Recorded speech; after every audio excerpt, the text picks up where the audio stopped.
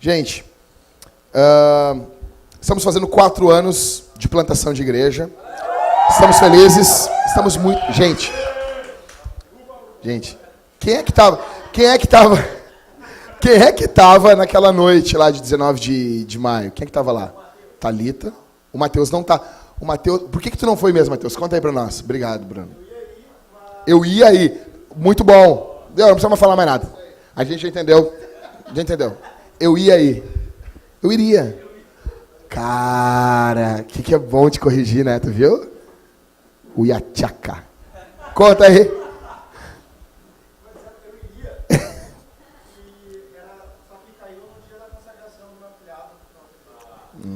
Eles consagraram ele? Como que é isso, consagrar um afilhado? Eles consagram. Fica aí com Eli aí. Pô, legal. Legal, bem cristão essa prática. Daí tu não foi. Mas tu foi naquela que pregou Quem que pregou lá na igreja naquela quinta? Stephen, Stelwen. Alguma coisa assim. Legal. Quem é que estava lá então? Tava o Rodrigo, a Jéssica, mais quem? A Thalita, eu, e é isso. E a galera foi chegando, né? Me lembro que a Carol chegou lá na igreja, a Thalita assim, como é que a Thalita falou? Parece uma guria rica. A Carol chegou, foi de salto, né? A primeira vez vai de salto, né? Então, gente, a gente começou a Vintage no dia 19 de maio de 2003. 13, só para ver se vocês estão atentos. Porque não vou ficar aumentando o tempo de plantação de igreja, né? Mas tudo bem. E eu me lembro que caiu numa... O Marco tá alegre aqui, não sei porquê. Caiu num domingo, num dia de Pentecostes. E daí foi uma coincidência. Fiquei sabendo 2 dias antes, eu acho que era dia de Pentecostes, no dia da nossa plantação.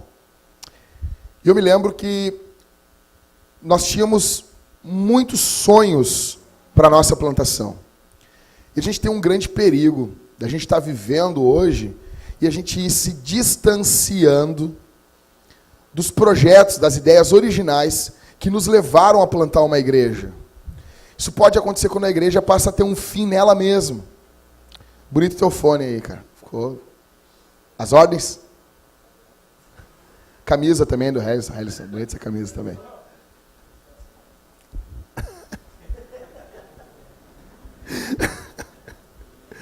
Cara, o que eu vou dizer? E eu queria relembrar algumas coisas com vocês aqui hoje. Eu queria analisar um texto bíblico. Na verdade, eu quero repregar esse texto bíblico. Eu acho que ele é fundamental para nós entendermos a nossa missão e por que nós estamos plantando igrejas. E eu já quero deixar claro uma coisa para vocês aqui. Igrejas em plantação são um local muito convidativo para a arrogância, para a soberba. Porque muitas coisas Deus vai fazendo. Deus faz coisas lindas no nosso meio. E a gente tem a tendência a achar que a gente é mais do que todo mundo. E plantadores eu falando com um pastor de uma igreja estabelecida de outro estado, não vou dizer que estado é, e ele me disse assim, eu noto uma arrogância muito grande no movimento que tu faz parte, Jackson. Movimento de plantação de igreja. E eu disse, é verdade. Vai numa conferência de plantação de igreja, vocês vão ver coisas que vocês não vêem em lugar nenhum. Vocês vão ver, eu levei minha esposa na conferência de plantação de igreja, ela não quer nunca mais voltar. Por quê? Porque é um bando de guri, que tem um bom conhecimento bíblico, estão ouvindo um pregador. Na parte do meio para trás do auditório, a maior parte dos caras ficam brincando, rindo, tirando foto da careca um do outro.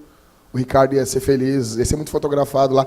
Ricardo, eu vi uma foto tua há 2 anos atrás, tu tinha muito cabelo há 2 anos atrás. Ou seja, os próximos 2 anos... Ricardo, foi-se a glória. E, olha, está se alegrando ali. Então, só que o que aconteceu essa semana foi fundamental para nós termos uma noção viva que nós somos apenas uma criancinha de 4 anos. Nós tínhamos que batizar 3 membros, a Bruna, o Alex e o Arthur. E nós estamos postergando esse batismo já faz muito tempo. E nós tentamos de várias formas, e nós não tínhamos como batizar eles. O que nós fizemos? Eu pedi para o pastor Gessé, da Igreja Batista, que é menos de 1 quilômetro daqui. Ele cedeu a igreja. Quem foi lá? Quem conheceu a igreja? Quem entrou lá dentro? Quem foi, principalmente na sexta-feira, que ele mostrou todas as instalações lá no fundo, parquinho, tudo. Cara, com grama sintética. É uma igreja de 80 anos, aquela igreja. O templo tem mais de 30 anos. Eles estão ali, aqui no nosso bairro, pregando o evangelho. Estão fazendo esse ano, estão fazendo 80 anos que eles estão pregando o evangelho. Quem é bom de matemática? Qual é o ano de fundação deles? Karine? Nossa, é boa, né? Escreve tudo errado lá, não sou professor de português. É legal. Legal. Vai, Pri. 37? 1937. É, isso mesmo. E foi 2 anos depois que a minha avó nasceu. Gente, a igreja, presta atenção. A Igreja Batista Betel do Partenon, ela é uma igreja batista das clássicas. Ela está aqui antes da Segunda Guerra Mundial. Já está nesse bairro aqui pregando o evangelho. E daí, quando a gente chega lá, eles largam, eles têm toda uma estrutura, porque é uma igreja já de 80 anos. Os desafios deles são diferentes dos nossos desafios. Só que ontem, encerrando o sermão, eu disse uma coisa para a igreja. Isso é para deixar claro para nós, que nós não conseguimos fazer nenhum batismo. E nós precisamos de uma senhora de 80 anos que cedesse suas instalações para nós, que somos uma criancinha de 4 anos. Isso é para matar a nossa arrogância. Isso é para destruir a nossa falta de sensibilidade como igrejas que passam por desafios extremamente diferentes dos nossos. Porque tem 80 anos. No dia que a nossa igreja tiver essa idade, se chegar aos 80 anos, os nossos desafios serão muito semelhantes aos que eles estão enfrentando. Quais são os teus sonhos? Porque quando aquela igreja Batista Betel, ela é hoje uma igreja independente. A Thalita e eu congregamos ali em 2007. Somos membros fundadores, porque até 2007 ela era uma igreja, uma congregação de outra igreja. Em 2007 ela passa a ser uma igreja independente. Eu vendo isso, gente, eu fico imaginando os sonhos que aqueles pastores tinham quando começaram aquela igreja. Em 1985, quando eles construíram aquele batistério. Nós usamos um batistério, escute isso aqui, que foi feito por irmãos, Michael, em 1985. Eu tinha de 2 para 3 anos. Alguém construiu aquilo ali, Halisson. Alguém botou, alguém cavou aquilo ali. Alguém projetou, não, vai sair aqui por trás. Ó. Ele vai pegar, vai entrar do lado, vai batizar e já sai para a parte de trás aqui. Ó. Alguém pensou naquilo, alguém sonhou com aquilo. E esses irmãos, que a gente não sabe nenhum nome deles, legaram isso não só para a igreja local, mas para o reino de Deus. E ontem o pastor Gessé me ligando, como é que foi? Está tudo bem? Estão felizes? Ele foi para Pelotas junto com a igreja, visitar a igreja. Eu disse, estamos muito felizes, pastor. Eu disse, eu não sei como lhe agradecer. Ele disse, fica tranquilo, Jackson, é pelo reino de Deus. É o reino que está ganhando. Não é a nossa igreja, não é a nossa denominação, é o reino de Deus. Então, eles sonharam, eles projetaram. Quais são os teus sonhos para a tua vida, para a igreja, para os próximos 4 anos da tua vida? O que tu tem projetado para os teus próximos 4 anos? Eu falei aqui, para os teus próximos 4 anos. E a Karine fez assim. Sempre quando a pessoa olhar para o lado esquerdo, a pessoa está imaginando algo. Tá, entendeu? Isso é fato, isso é fato. O Rodrigo ensinou algumas leituras corporais, essa é uma, Rodrigo. O cara fala assim, o cara...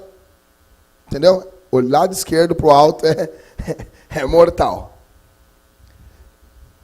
Mas eu queria, baseado nisso, repartir com vocês um texto bíblico que fecha exatamente nos dando um norte para nós basearmos os nossos próximos 4, 8, 12, 16, 40 anos, nossos próximos 80 anos, se Deus nos permitir aqui nessa cidade. Abra a tua Bíblia em Jeremias 29, verso 4 até o verso 7. E vamos ler. E fica com a Bíblia aberta aí. E não fecha a Bíblia. Fica com ela aberta aí. Queria uma hora, nós vamos botar uma Bíblia na projeção, Christopher. Mas a gente só vai botar quando tiver aquele PowerPoint com uma iluminada, entendeu? Sabe aquele PowerPoint que fica mexendo um foguinho, uma água correndo, entendeu? Não, porque a gente não pode fazer uma coisa comum, Christopher. Entendeu? Jeremias 29, verso 4. Diz assim: assim diz o Senhor dos Exércitos, o Deus de Israel, a todos os que estão no exílio, aos quais deportei de Jerusalém para a Babilônia. Verso 4. 5 agora. Edificai casas e habitai nelas, plantai pomares e comei do seu fruto. Verso 6. Casai-vos com mulheres e gerai filhos e filhas. Também tomai esposas para vossos filhos, e dai vossas filhas em casamento, para que tenham filhos e filhas. Multiplicai-vos ali e não venhais a diminuir. Verso 7. Empenhai-vos pela prosperidade da cidade, para onde vos exilei, e orai ao Senhor em favor dela, porque a prosperidade dela será a vossa prosperidade. O que está acontecendo aqui? O povo de Israel pecou, não guardou os anos sabáticos. Deus envia a eles uma série de pecados, e Deus envia a Babilônia contra o povo de Israel. Deus envia o povo de Israel para ser cativo, exilado dentro da Babilônia. Vocês já leram aquele salmo lá? As margens do rio da Babilônia, sentamos e choramos, né? Tem até uma música. Minha mãe dançava essa música, uma música disco, anos 70 lá. Minha mãe dançava os passinhos naquelas reuniões dançantes. Então é salmodia exclusiva essa música aí, né? E, cara, o texto bíblico está falando para nós que esses caras estão exilados na Babilônia, estão distantes da terra de onde eles estavam. E eles imaginavam que eles iam chegar na Babilônia e ia dar ali 6 meses, e eles já iam voltar. Porque esse povo está acostumado com isso. Está acostumado com Deus livrando eles em todo momento. Só que daí vem o profeta Jeremias. Deus levanta ele, e o profeta manda uma carta. Deus manda uma carta para o povo. Se eu lesse essa carta, eu ia ficar assim, cara, a gente vai ficar aqui um bom tempo. Porque olha o que Deus manda os caras fazer. Verso 4. Assim diz o Senhor Deus, o dos exércitos, o Deus de Israel, a todos os que estão no exílio, aos quais deportei de Jerusalém para a Babilônia. 5. Edificai casas. Ou seja, não aluga casa, magrão. Vai. Compra uma casinha para ti aí. Faz uma casinha. Tu vai demorar aí. Não vai ser rápido. Habita nela. Planta pomar. E come do fruto. Ou seja, não é só plantar, eu vou plantar um pomar e vou embora. Não, vai plantar, a árvore vai crescer, né? Depois que começar a dar fruto, tu vai chegar a colher fruto do que tu plantou. Casai com mulheres e gerai filhos, ou seja, vai dar tempo de ter filho. Filhas também, tomai esposas para os vossos filhos, ou seja, os filhos vão ficar grandes. Gente, a gente não vai embora amanhã, não. Nós estamos exatamente num contexto muito semelhante com esse, muito parecido. E aqui a gente pode tirar 3 posturas missionais para nós termos a grande Porto Alegre para nós. Eu quero que você entenda primeiro o contexto do que eu estou falando aqui. Nós estamos morando em uma cidade com 1.400.000 habitantes. Só a capital, sem contar a grande Porto Alegre. Se contarmos aí a grande Porto Alegre, Canoas, Alvorada, Novo Hamburgo, São Leopoldo, Esteio, aí, gente, nós passamos aí facinho dos 2 milhões, chegamos até quase 3 milhões de pessoas. É muita gente. É muita gente. A nossa realidade é uma realidade urbana. Metade da população mundial vive hoje em cidades. Em 1880, presta atenção, século XIX, apenas 3% da população vivia em cidades. Mais de 160 mil pessoas se mudam para cidades no mundo todo, para grandes cidades, todos os dias. Todos os dias, no mundo todo, tem 160 mil pessoas que estão se mudando para grandes cidades. Há apenas 2 séculos, havia somente 2 cidades com mais de 1 milhão de habitantes: Londres e Pequim. Em 1950, já haviam 80 cidades com mais de 1 milhão de habitantes. Hoje, nós temos mais de 300 cidades no mundo com mais de 1 milhão de habitantes. A maioria dessas cidades se situa na África, Ásia e América Latina, e tem populações que desde 1950 até hoje foram multiplicadas por 10. Vocês imaginam isso? Brasília, eu estive em Brasília agora, Brasília tem 3 milhões de habitantes. Gente, Brasília não existia até 1950. E hoje, uma cidade com quê? Aí, menos de 100 anos, já tem mais de 3 milhões de habitantes. O fenômeno de megacidades, que são cidades com mais de 10 milhões de habitantes, é um fenômeno recente.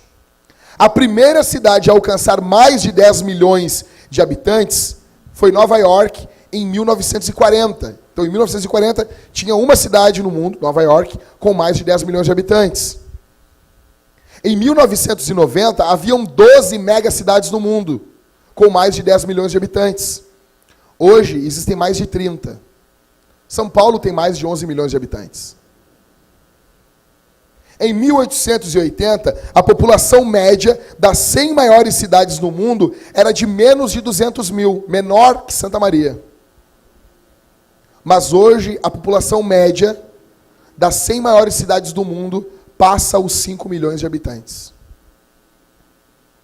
Essas grandes cidades estão situadas em países emergentes ou de terceiro mundo, com altos índices de criminalidade, crescimento demográfico, pobreza, falta de saneamento básico, poluição, violência urbana, congestionamentos abençoados, entre outros.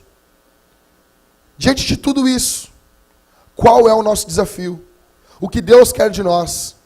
O que Deus tem para nós? O que Deus quer que nós façamos? No contexto da cidade que estamos vivendo. Nós somos aqui peregrinos nessa terra. Esses 4 versos de Jeremias nos dão um norte como devemos agir nos próximos 4, 20 e 30 anos aqui nessa cidade. Em primeiro lugar, o que devemos fazer? Está no verso 5.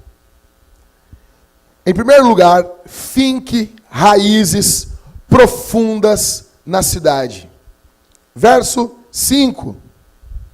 Edificai casas e habitai nelas, plantai pomares e comei do seu fruto. Deus mandou esse povo construir casas, plantar jardins e comer das suas colheitas, Gente, não é da noite para o dia que a gente constrói uma casa. Tu sabe, né, Karine? Envolve gasto, envolve planejamento, envolve... Deus está dizendo assim, ó, se envolvam, finque raízes profundas nessa cidade. Leva tempo para cultivar um jardim, um pomar. Quanto tempo demora aí para uma bergamoteira crescer? Você já viu alguém? Eu vou lá plantar uma bergamoteira. Cara, tu só comeu bergamota das plantas que plantaram, cara. Leva tempo, demora tempo.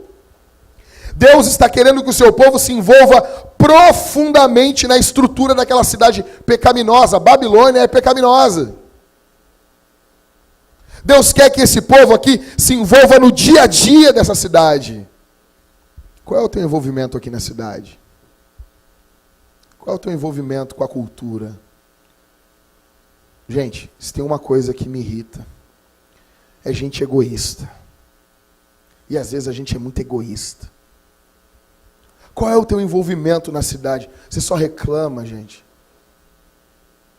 Você pode se envolver no seu bairro, na sua rua, ou você se comporta como um missionário ou como um reclamão.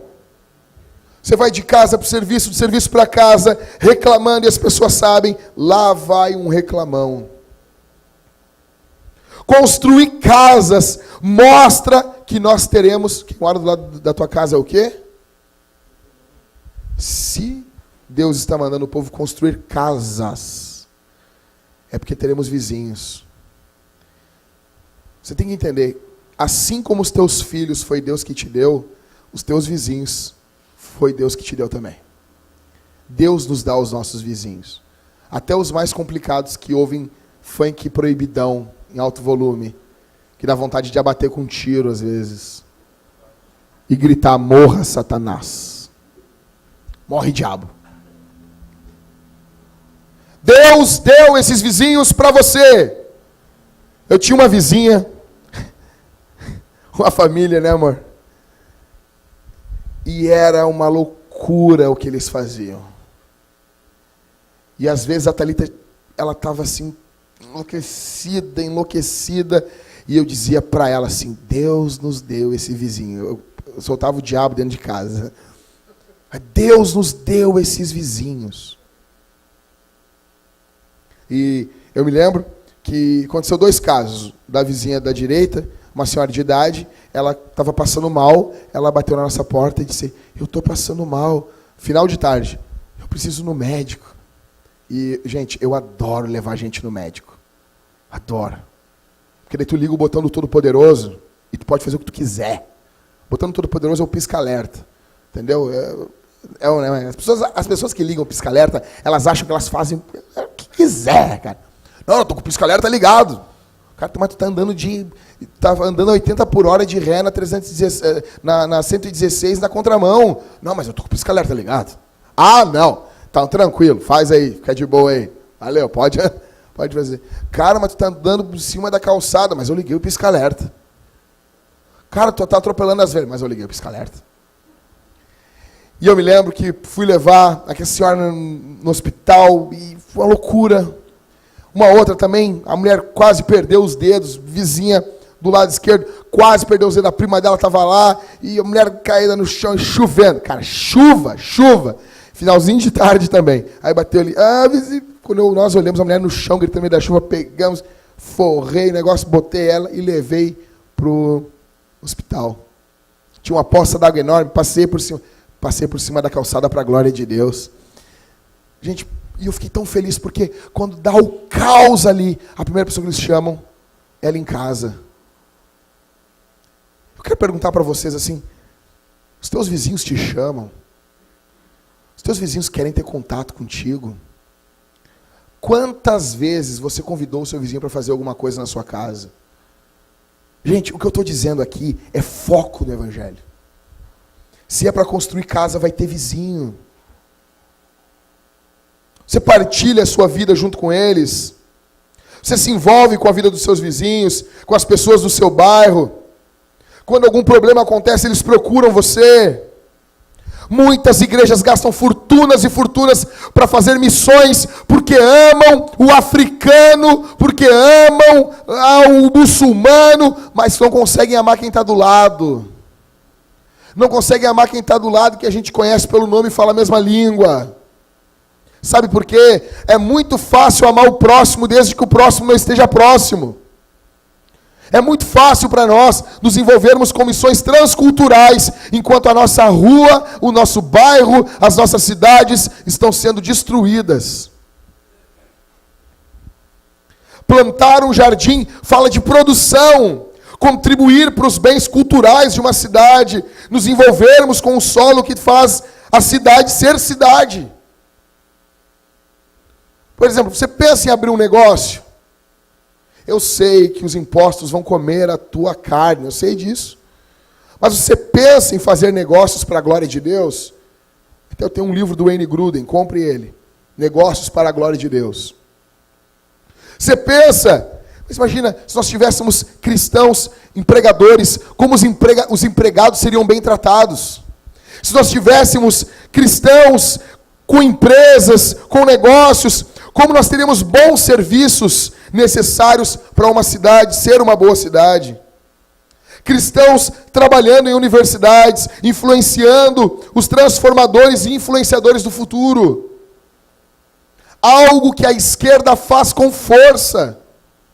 Gente, quando você chegar numa universidade, chega com toda alegria. Aquilo ali é criado por crente. Universidade é coisa de crente. Crente criou a universidade. Isso não é coisa de pagão.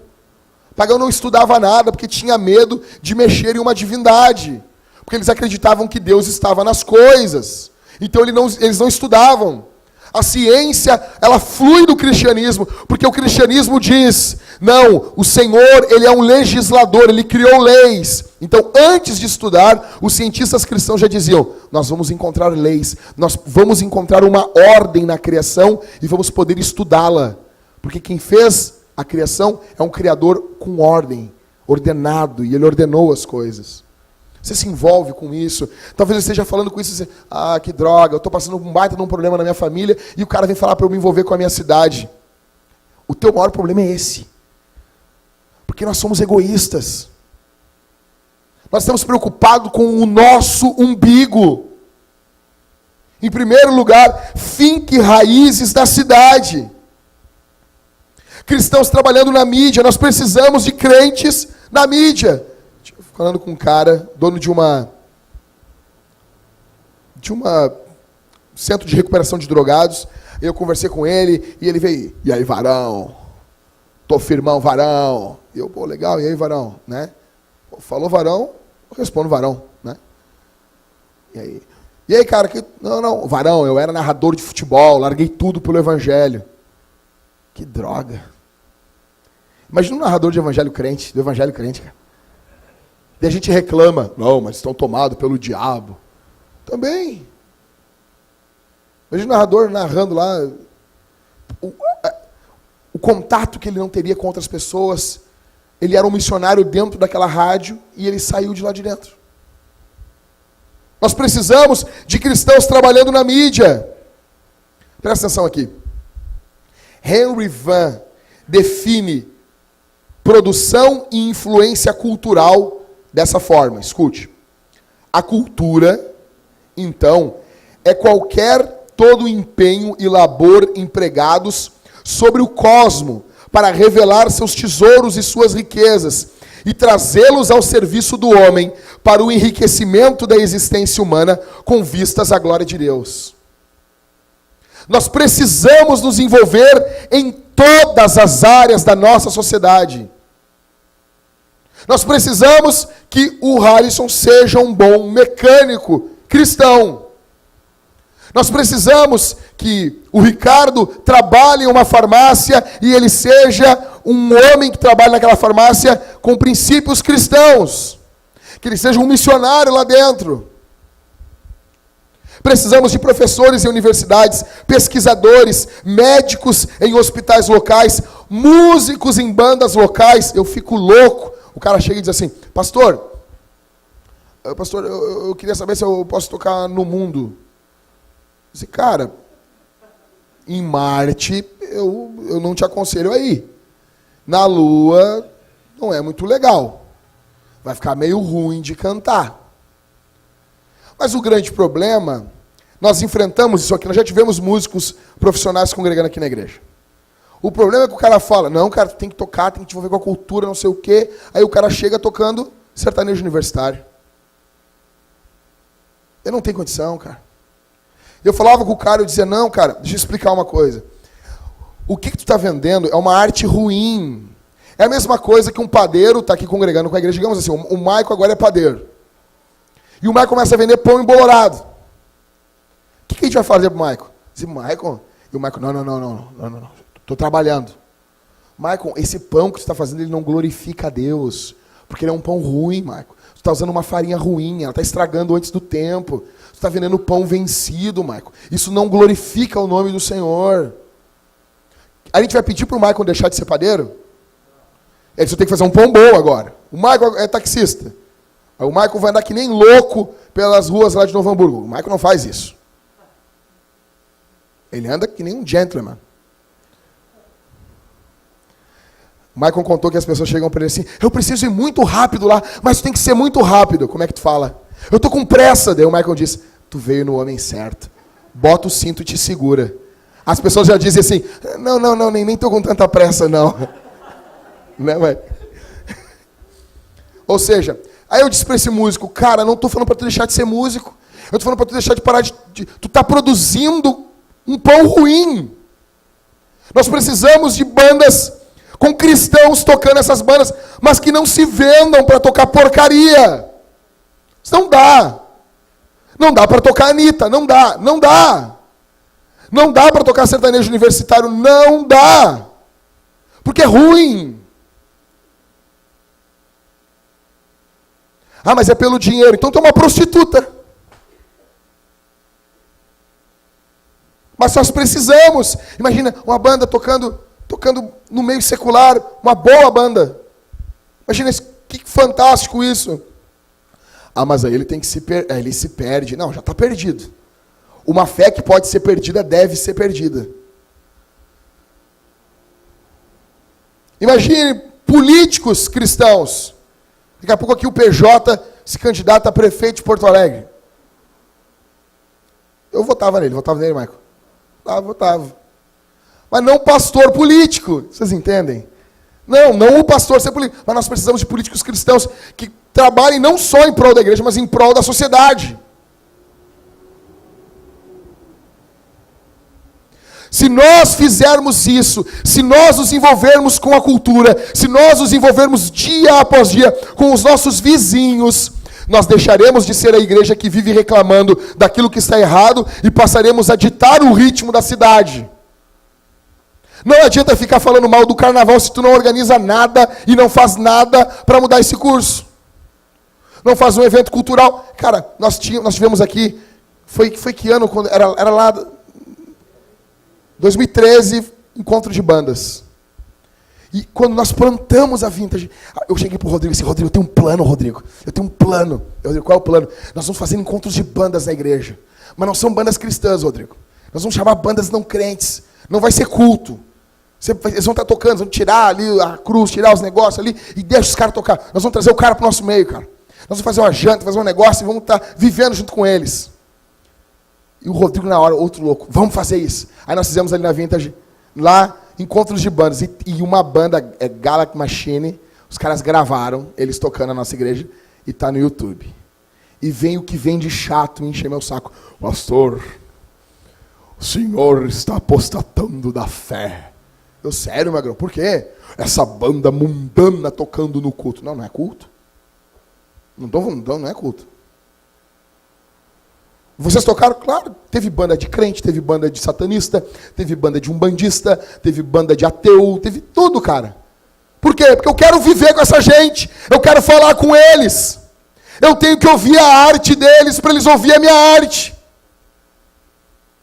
Porque o nosso problema é que a gente só quer falar, a gente só quer pregar. Aí você quer, não, senta aí a bundinha na cadeira aí, cara, que agora a igreja vai fazer. Tá, mas beleza, vamos dialogar com os caras. O culto é isso mesmo, mas fora o culto, vamos dialogar com a cultura.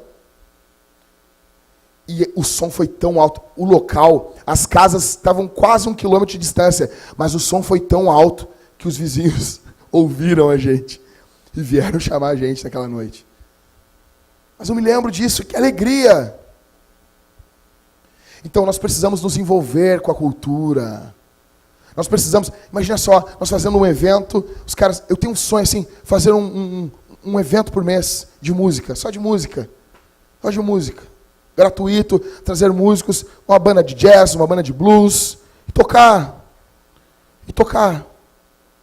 Imagina isso, gente. Convidar teus amigos e sentar com esses caras e conversar. A Mars Hill, eles fizeram um evento fantástico. Eles tinham um galpão, eles faziam shows com as bandas de grunge de Seattle e eles botaram os pastores mais jovens, os caras lotados de Bíblia, botaram para ser o road daquelas bandas. Vocês imaginam? Acabavam, os irmãos da igreja serviam comida e coisa, aqueles caras sentavam, resumo da ópera. Olha, quase todas as bandas que tocavam naqueles festivais se converteram. Um músico muito famoso do cenário grunge, ele era diácono na igreja. Nós queremos influenciar, nós queremos entrar no contexto, mas a gente tem medo de se misturar. Deus está dizendo aqui para os caras, construam casas aí, façam pomares. Ou seja, o pomar não é só para a gente. O cara vai ter uma bergamoteira, o cara vai comer todas as bergamotas, o cara é um animal, meu. Eu tenho aqui uma bergamoteira, eu tenho também aqui uma videira aqui, eu tenho uma parreira de uva aqui, o cara come tudo. Não, cara, tu está produzindo para as pessoas também, ô Zé Ruela. Está produzindo. Então, a gente produz coisas para os outros.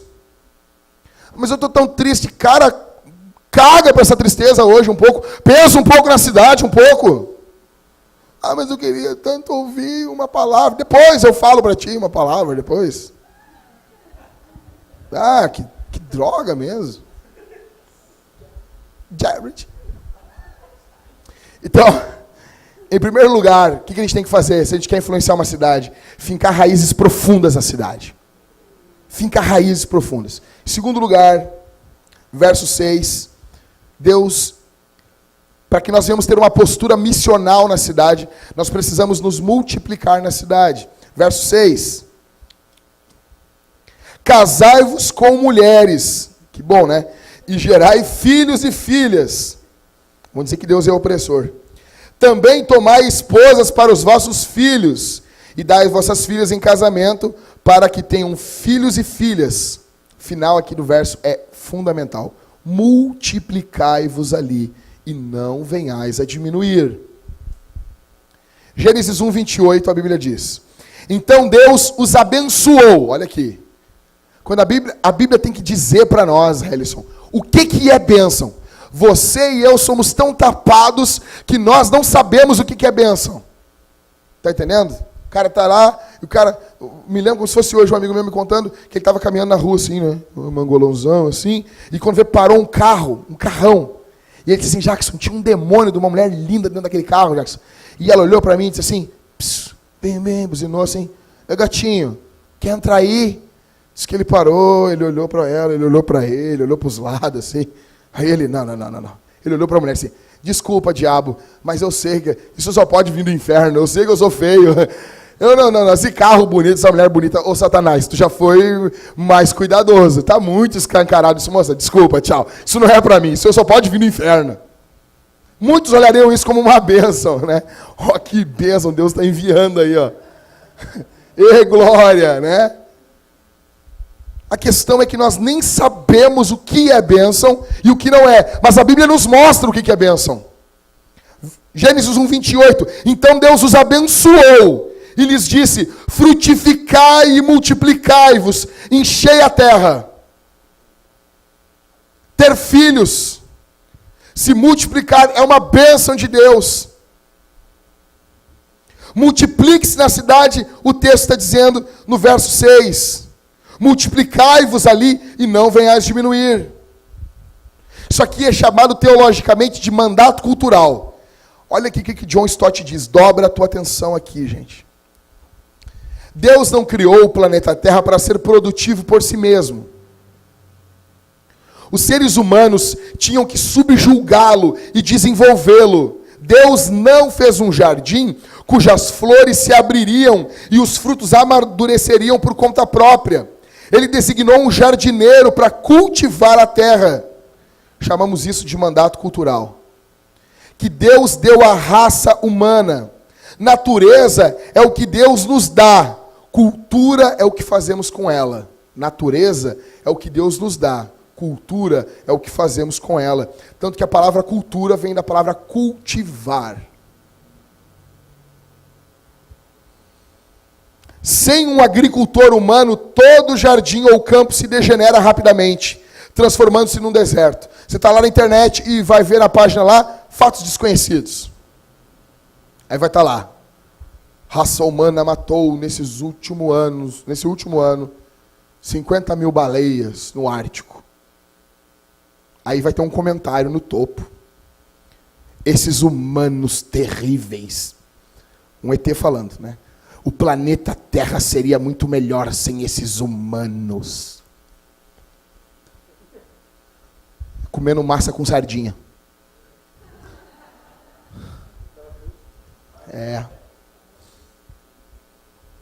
A questão é que o planeta Terra não ficaria melhor sem nós. Não ficaria. Viraria um caos. Não ia ficar belo.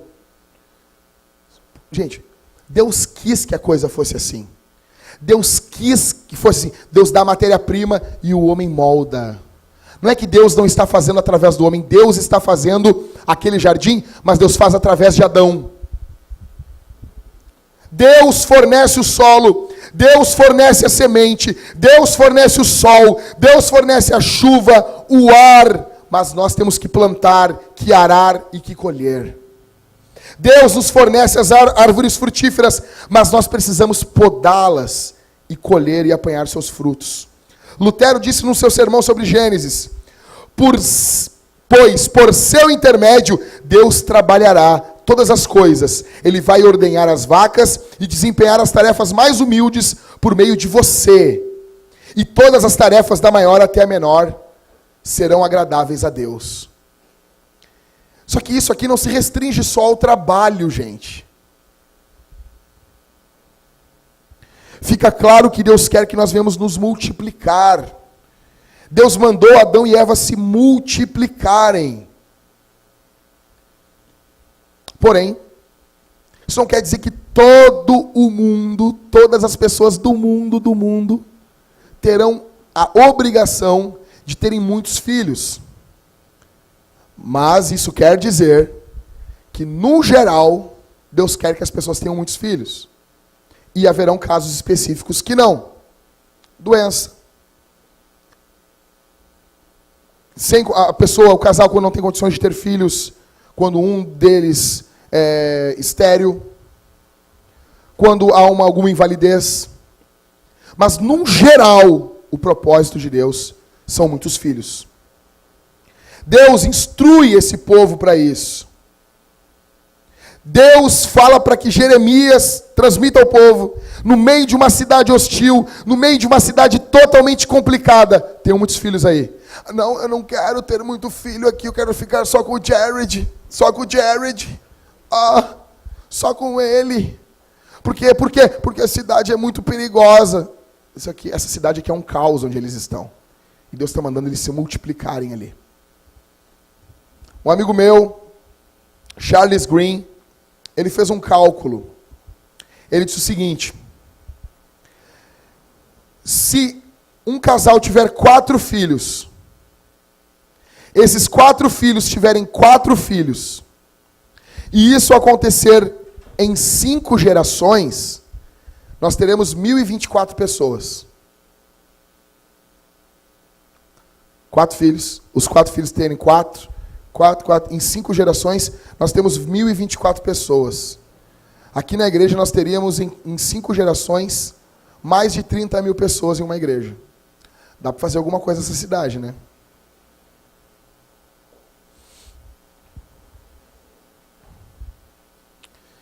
Charles Green diz que se você tiver 2 filhos, você não se multiplica, você se substitui.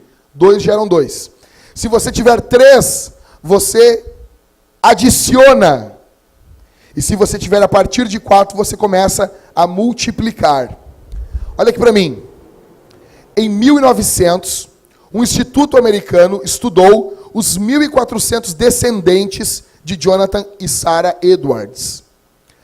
Das 1.400 pessoas que vieram do lombo de Edwards, 13 eram administradores de faculdades, 65 eram professores universitários, 10 eram advogados, 100 advogados, 1 reitor de faculdade de direito, 30 juízes, 66 médicos, 1 reitor de uma faculdade de medicina, 80 funcionários públicos, sendo 3 senadores, prefeitos de 3 grandes cidades, governadores de 3 estados e 1 vice-presidente americano e 1 fiscal do Tesouro.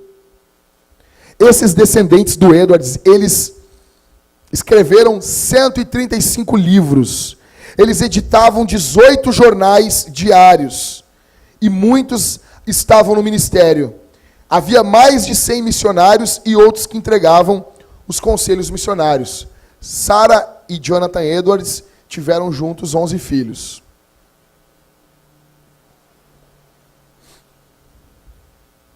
Filhos são uma bênção. Antigamente, chegava para a mulher e dizia assim, tá vindo um bebezinho aí. Ela dizia, tomara, Deus me abençoe. Amém. Hoje tu fala isso para a mulher, ela diz, Deus que me livre. E depois fala contra o aborto. E depois fala contra o aborto. A Bíblia diz no Salmo 127, que os filhos são herança, são bênção do Senhor. E bem-aventurados aquele que enche a sua aljava com eles. A Bíblia compara os filhos com flechas. E bem-aventurados aquele que tem a sua aljava, onde ficam as flechas, lotado de flechas. Ou seja, a linguagem aqui é que o salmista, o pai, ele atira a flecha. O filho vai longe, mas é o pai que mira aonde o filho vai ir, com a boa educação, com o bom cuidado.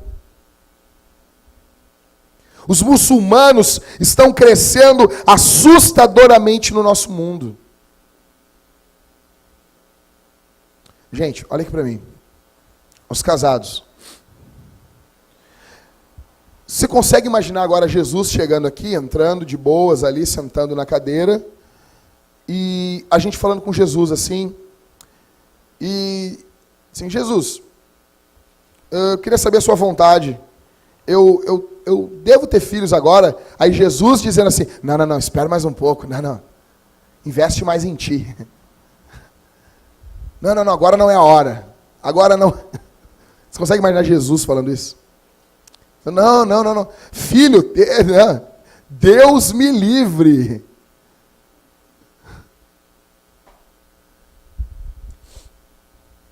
Vamos orar em primeiro lugar pelos nossos irmãos que não podem ter filhos. Você conhece algum irmão, você conhece alguma irmã que é estéril, que não pode ter filhos? Você vai orar por eles. Você vai orar por eles para Jesus curar a esterilidade? Sim, mas você vai orar para eles adotarem filhos. Filipe Sabino, dono da Monergismo, disse uma frase fantástica. Ele disse assim, jamais diga que Deus não quer que você tenha filhos se você não gastou no mínimo 10 anos tentando adotar um. Não diga que Deus não quis te dar filhos. Em segundo lugar, nós vamos orar para que tenhamos melhores condições para termos mais filhos. Você não vai orar agora para você ter o carro do ano, uma casa extremamente luxuosa. Você vai começar a orar, Senhor, aumenta o meu salário para eu ter mais filhos. E aqueles que já têm, que tenham mais vontade de ter filhos. Só que eu quero uma coisa dentro disso, sem legalismo. Nós podemos criar um movimento legalista, onde aqueles que não têm filhos ou têm poucos filhos sejam massacrados por aqueles que entendem o que a Bíblia está dizendo. O que está pipocando hoje no círculo reformado nos Estados Unidos é o uso ou não de métodos contraceptivos. Só que eu fico com o que o Piper e com o que o Driscoll disseram. Nós temos nossa posição, só que nós ensinamos a igreja a não massacrarem os irmãos. Então, que nós tenhamos que esse amor por crianças, isso brote de um coração transformado e não de pressão externa. Que isso seja gracioso, que Deus mude e molde o coração das mulheres por amar crianças, do coração dos homens para não impedir que suas mulheres tenham filhos. Então, em primeiro lugar, para influenciarmos uma cidade, temos que fazer o quê? Em primeiro lugar, fincar raízes na cidade. Em segundo lugar, precisamos multiplicar. Em terceiro e último, verso 7. Precisamos ser uma bênção na cidade. Empenhai-vos pela prosperidade da cidade, para onde vos exilei, e orai ao Senhor em favor dela, porque a prosperidade dela será a vossa prosperidade. Deus está dizendo aos caras, sejam uma bênção em Babilônia. Eu me lembro que eu me converti em 98, e cantava uma música na igreja. Você veio buscar uma bênção, Jesus tem bênção para dar. Cante. Você veio buscar uma bênção, espera. Levante as mãos para o céu, receba um raio de luz, e cante comigo. O dono da bênção é... eu acho muito estranha essa música. Levante as mãos para o céu, receba um raio de luz. Né, cara, mas que legal. Não, seria legal, né? Né? O dono da bênção é Jesus. O problema é que nós queremos muitas bênçãos, mas a gente não se preocupa com o mesmo afinco em ser uma bênção. O que Deus está dizendo aqui para os caras é o seguinte: tá, para de falar em bênção aqui, ouve o que eu estou dizendo. Seja tu uma bênção para a cidade. Se empenhem pela prosperidade da cidade. Orem ao Senhor em favor da cidade. Por isso que a gente tem aqui, ó. Isso aqui tem que guiar. Por isso que a gente tem aqui o nosso boletim e os pedidos de oração. Ore pela nossa igreja, ore pela nossa cidade e ore por outras igrejas. Por isso, você precisa orar pela cidade. Você precisa estar orando. Gente, quantas decisões os vereadores, deputados, o deputado federal, o deputado estadual e os vereadores aqui da nossa cidade, o prefeito, quanta pressão esses caras não têm. Você ora por eles.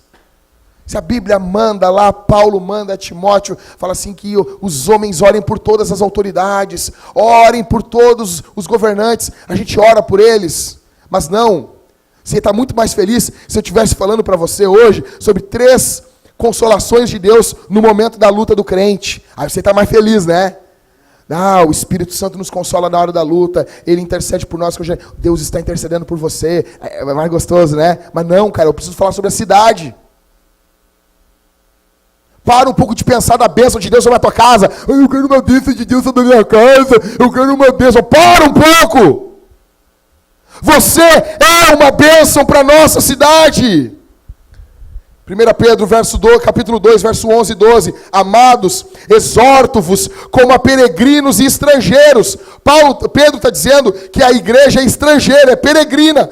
Mesmo o contexto que Jeremias está falando aqui. Se abstenham dos desejos carnais que combatem contra a alma. Verso 12. Seja correto o vosso procedimento entre os gentios, para que naquilo que falam mal de vós, como se fosseis praticantes do mal, ao observarem as vossas boas obras, glorifiquem a Deus no dia da vossa visitação. Pedro está dizendo, em primeiro lugar, verso 11, que a igreja não seja absorvida pela cultura. Verso 11. Exorto-vos como a peregrinos estrangeiros, se abstenham dos desejos carnais. A igreja não pode ser absorvida pela cultura do mundo. Em segundo, verso 2, Pedro está dizendo que o procedimento da igreja deve ser correto diante da cidade. Pedro fala que quando a igreja vive corajosamente o estilo de vida do reino de Deus, os cidadãos da cidade podem querer conhecer a Deus. Você é uma bênção para a cidade, você é uma bênção na sua rua, você é uma bênção para os seus vizinhos. Jeremias está dizendo aqui, orem pela cidade, se empenhem pela cidade. O que nós estamos nos empenhando, gente? Eu vou acabar isso aqui, vou voltar para tua casa, já que você falou umas coisas lá, nada a ver. Por isso que a questão, nós estamos assim. É por isso que hoje a igreja do Rio Grande do Sul está à míngua. Porque a igreja do Rio Grande do Sul vive para ela apenas.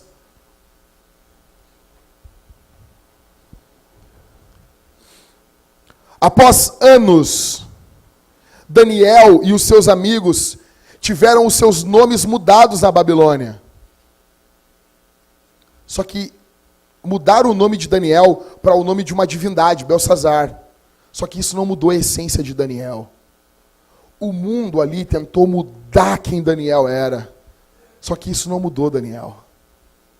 A minha pergunta para vocês aqui, essa manhã, é se vocês estão se empenhando ou se vocês estão sendo absorvidos pela cultura. A cultura absorveu quem vocês são? A cultura moldou. Quem molda você é o teu colega de serviço ou é você que influencia lá no seu serviço?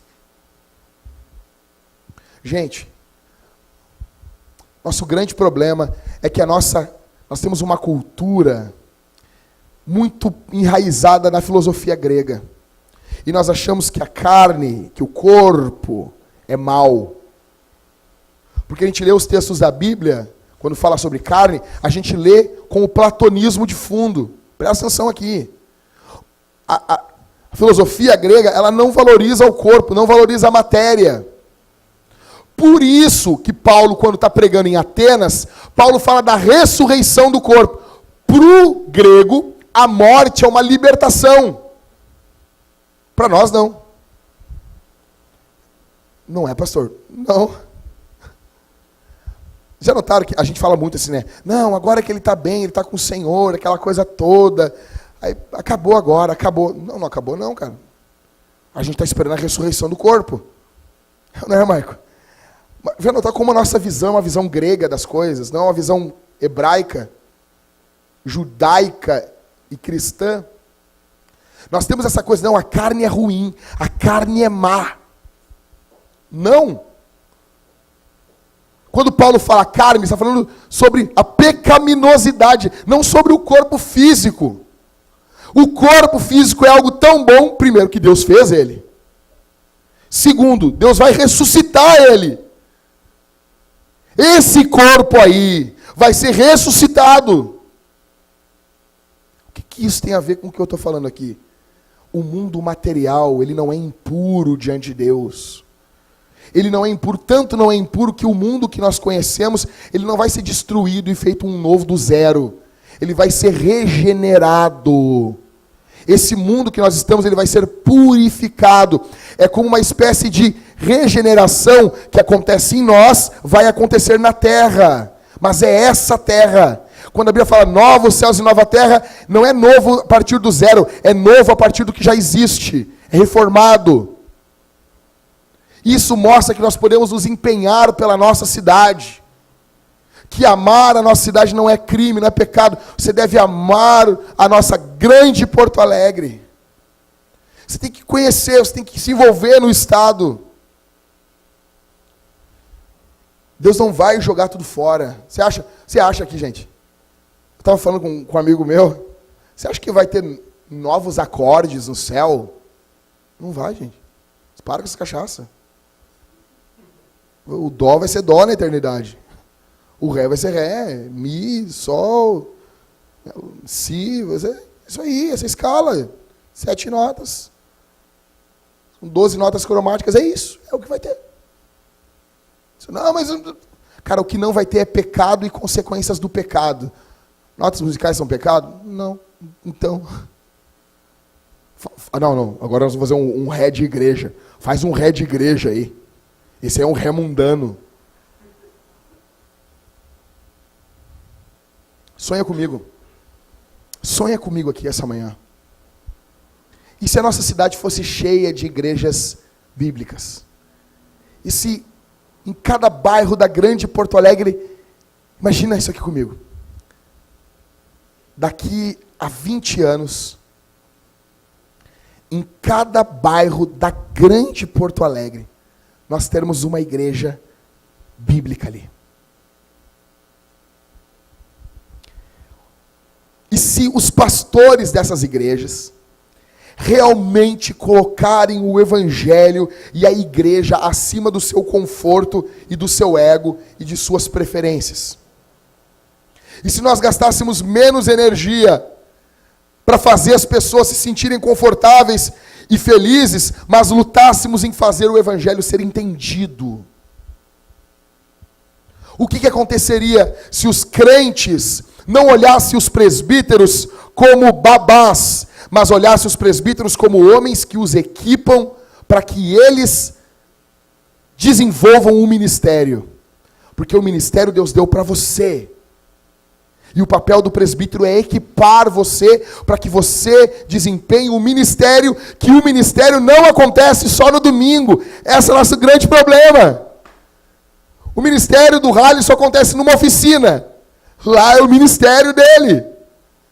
Lá ele tem que pregar o evangelho. Lá ele tem que ser fiel a Jesus, amar a esposa dele, lá nessa oficina. O Elvis trabalha em uma barbearia. Lá está o ministério dele. Mas não, nós imaginamos ministério com isso aqui, com isso aqui. O ministério acontece no dia a dia, na padaria, no cinema, na rua, dentro do carro, dentro de casa, com os vizinhos. E a igreja executa isso. O que aconteceria se o povo de Deus realmente amasse Jesus ao ponto de imitá-lo? Olha aqui, gente. Qual o maior missionário da história? Foi Paulo. Tuas nega. O maior missionário de todos os tempos foi Jesus. Ele veio em missão.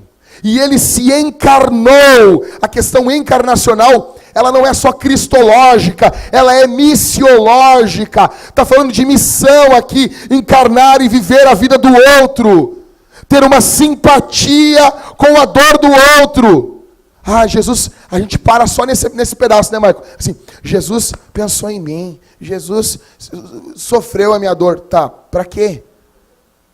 Tu tá agora fazendo em menor escala o mesmo em relação ao teu vizinho? Tu está encarnando a mensagem em relação ao teu vizinho? Imagina uma igreja em cada bairro da grande Porto Alegre. Imagina esses crentes sendo equipados pelos presbíteros. Imagina o evangelho crescendo aqui nos próximos 20, 30 anos. Imagine empreendimentos sem fins lucrativos que são iniciados pelo povo de Deus para cuidar de áreas destruídas da nossa cidade. Eu falei com o Halisson mais de uma vez, eu tenho um sonho, cara. Daqui a 10 anos nós tivermos uns 500 mil membros, nós termos uma grana para ter um galpão com 2 jipes. Porque Porto Alegre, os próximos 10 anos, se não mudarem o saneamento, nós teremos muito alagamento em Porto Alegre. Muito. Muito. Se os prefeitos que estão por vir não pensarem nisso, a igreja precisa pensar. Imagine nós com um galpão, daqui a 10 anos, nós com um galpão enorme, com comida estocada. Vento não, tá? Só comida. E nós com alguns trollers ali, 2, 3... E quando começa a vir um alerta de temporal, nós com um grupo de homens que consegue fazer resgate, que consegue cuidar de gente, algum local para nós agruparmos famílias, cuidarmos de gente. Imagina isso, gente. Ter um grupo que pode fazer um resgate perigoso, que consegue levar, consegue tirar pessoas que estão ilhadas. Imagine isso. Imagine se nós tivéssemos um ministério com mães solteiras. Se as mulheres aqui da igreja se preocupassem menos com a sua vida e se preocupassem, vamos começar uma reunião semanal com mães solteiras. Vai ser difícil sim. Você vai ter que abrir mão de uma coisa sim. Você vai ter que dizer não para alguma coisa da sua vida. Imagina que coisa linda seria isso. Sabe por que eu estou falando isso? Porque eu sou filho de mãe solteira, cara. Eu sei as dificuldades que uma mulher solteira passa para criar uma criança. Esse papel da igreja é de acolher essa gente. A igreja do Bill Hybels conta no livro Revolução do Voluntariado. Ele conta o ministério que eles têm na Willow Creek com mães solteiras. Quantos futuros marginais não seriam acolhidos pela igreja, e a igreja seria um pai e uma mãe para essa criança. Imagine se nós tivéssemos um ministério com imigrantes. Vai no McDonald's da Silva Só, vocês vão ver ali os haitianos trabalhando. E os imbecis hoje estão roubando o meu emprego. Ah, Magrão, quando é que tu trabalhou no McDonald's? Quando é que eu te vi lá com a roupinha bonita, aquela lá? Quando? Tratam mal imigrantes. Não sei o quê, esses imigrantes. Tudo bem, óbvio, não vamos deixar o cara vir com uma bomba aí, matar todo mundo. O governo tem que cuidar disso, tranquilo, óbvio. Mas é papel da igreja acolher essa gente. É papel nosso acolhermos essas pessoas. Porque nós somos peregrinos nessa terra. E nós fomos acolhidos por gente. Jesus nos acolheu e nos colocou à sua mesa. Nós precisamos acolher essas pessoas. Se a igreja visse a graça de Deus e servisse os pobres e marginalizados da nossa cidade, quantas pessoas perdidas e destruídas passariam a conhecer um Salvador e confiar em Jesus. Imagina isso, gente. Certo homem, um irmão de uma igreja nos Estados Unidos, a igreja chamada Journey, ele conta que um dia ele chegou numa rua e ele disse, eu vou dedicar minha vida em evangelismo nessa rua aqui. Ele ouviu um sermão parecido com esse que eu estou pregando aqui. E ele começou a dedicar a vida dele naquela rua. Levava comida, pregava o evangelho. E um dia ele está passando por uma casa, ele olhou para cima e tinha um homem na parte de cima, na varanda, na parte de cima da casa. E ele, tudo bom, senhor, eu gostaria de falar para o senhor sobre o evangelho. Quando ele foi entrar, aquele homem disse, bote a mão no meu portão e eu te mato. Ele parou ali. E o cara, vai embora, mandou ele embora. Imagina só, se ele pegasse ele, não, vai embora, não quer saber do evangelho. Na outra semana ele voltou de novo. Tudo bom, senhor, eu gostaria de falar sobre o senhor, seu evangelho. Falar para ti sobre a cruz, sobre a graça. Não entre aqui. Não. Na terceira, quarta vez, o homem disse, pá, pode falar, mas fala aí de baixo. E o homem ficava gritando na rua, falando o evangelho para ele. Mais 2 semanas, já pôde entrar no portão. E o reino de Deus avançando. Em mais ou menos 2, 3 meses, quando estava estourando 6 meses, a igreja já tinha um grupo de estudos na casa desse homem. Esse homem, ele havia se drogado por mais de 60 anos da sua vida. Ele era um homem idoso. Seus filhos estavam nas drogas, seu casamento estava totalmente arrebentado. Ele conheceu Jesus. Foi batizado. Darren Patrick conta que a vida desse homem não mudou radicalmente da água para o vinho. Seus filhos ainda estavam nas drogas. Havia dias que a mulher dele complicava muito para ele ir para a igreja. Não era um testemunho desses que a gente vê em filmes cristãos. Só que o Darren Patrick conta uma coisa no livro, ele diz assim, só que agora já era a vida. A vida não era tão boa, mas já era a vida.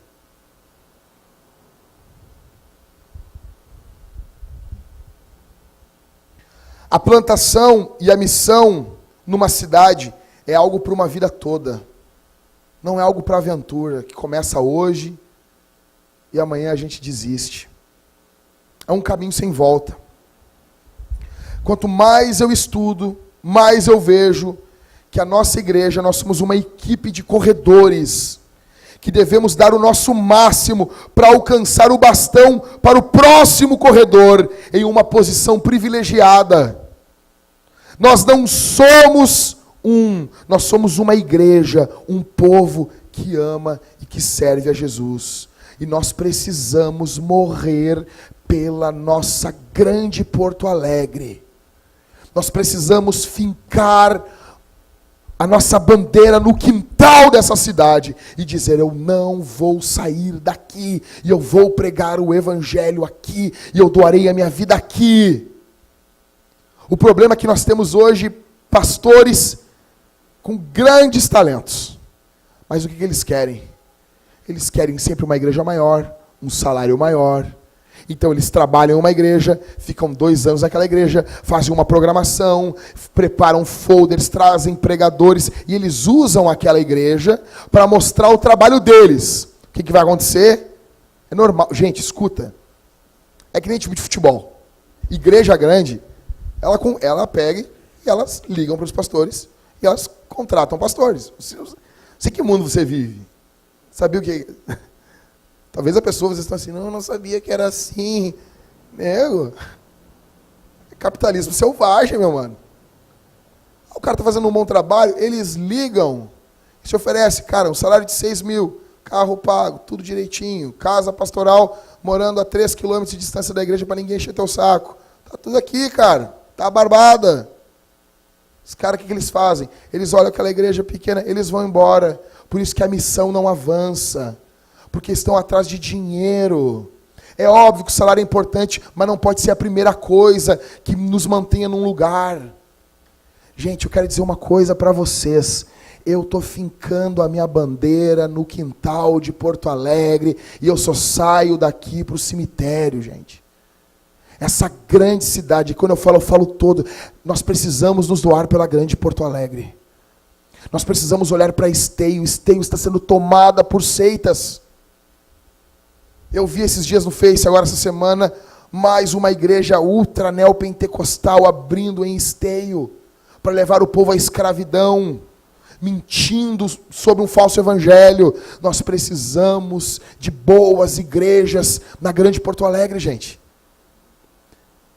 O que a gente está fazendo aqui, hoje são 4 anos, o que a gente está fazendo aqui, isso aqui vai ecoar na eternidade, isso aqui vai ecoar nas próximas gerações.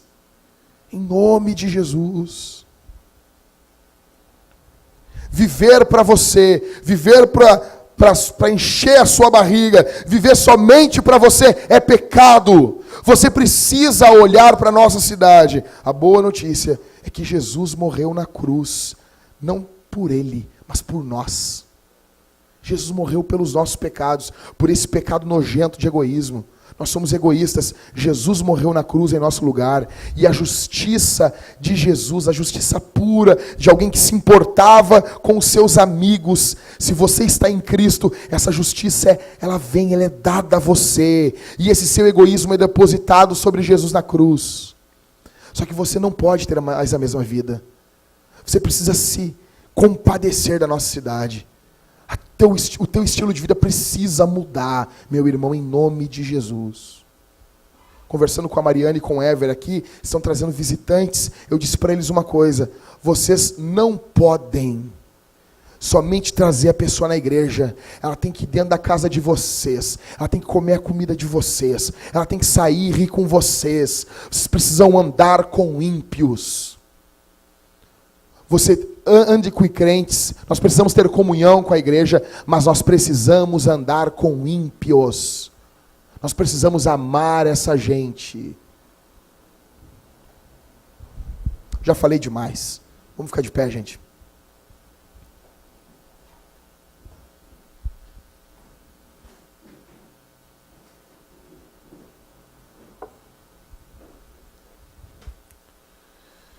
Pai, nós te invocamos aqui por intermédio de Jesus. Eu peço que o Senhor Deus venha colocar essa palavra dentro do peito dos teus filhos. Eu peço que o Senhor Deus venha tatuar o Evangelho para nunca mais sair dos nossos corações. Em nome de Jesus. Tem misericórdia de nós. Obrigado por esses 4 anos que o Senhor Deus tem nos dado. Nós somos pequenos, nós somos minúsculos, mas o Senhor Deus tem cuidado de nós. Em nome de Jesus, que haja graça, que haja perdão, que haja reconciliação.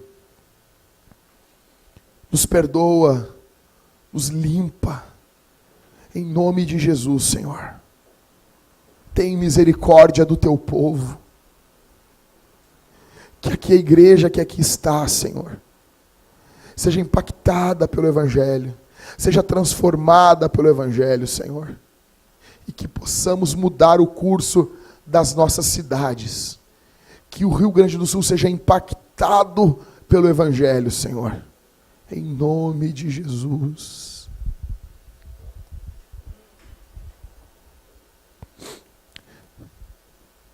Obrigado pela Igreja Batista Betel que nos abriu as portas, Senhor. Nos ajuda a fazer isso por outras novas igrejas mais adiante. Dá-nos um coração de servo pelos nossos irmãos e dá-nos tristeza pelo estado da nossa cidade. Que Jesus seja o nosso modelo e nosso Salvador.